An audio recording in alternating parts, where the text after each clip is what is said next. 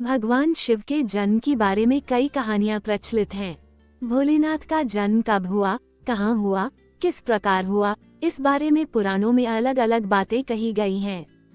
भगवान शिव के जन्म से जुड़ी ऐसी ही एक कहानी है।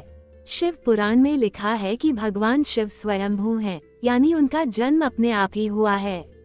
वहीं विष्णु पुराण में बताया गया है कि भगवान विष्णु के माथे से निकलते तेज से शिव की उत्पत्ति हुई थी और उनके नाभि से निकलते हुए कमल से ब्रह्मा जी का जन्म हुआ था। दूसरी ओर शिव पुराण ये कहता है कि एक बार की बात है जब भगवान शिव अपने घुटने मल रहे थे और उससे निकले मैल से विष्णु जी का जन्म हुआ। इस कथा के अलावा एक और पौराणिक कथा प्रचलित है। बड़े बुजुर्ग बताते हैं कि एक बार की बात है जब भगवान विष्णु और ब्रह्मा जी के बीच इस बात पर बहस छिड़ गई कि सबसे महान कौन है। इस बात को लेकर जब दोनों बहस कर रहे थे तो एक खंबे के रूप में महादेव उनके बीच आ गए।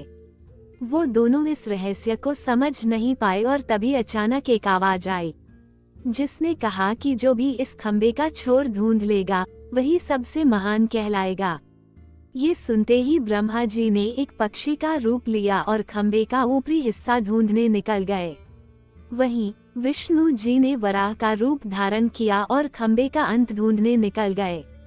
बहुत देर तक खोजने के बाद भी दोनों में से किसी को खंबे का छोर नहीं मिला और दोनों ने हार मान ली। इसके बाद भगवान शिव अपने असली रूप में आ गए। फिर भगवान विष्णु और ब्रह्मा जी ने मान लिया कि वही सबसे महान और शक्तिशाली हैं। ये खंबा उनके न जन्म लेने और न मरने का प्रतीक है। इस कारण ये कहा जाता है कि भगवान शिव स्वयंभू हैं, यानी वह अमर हैं।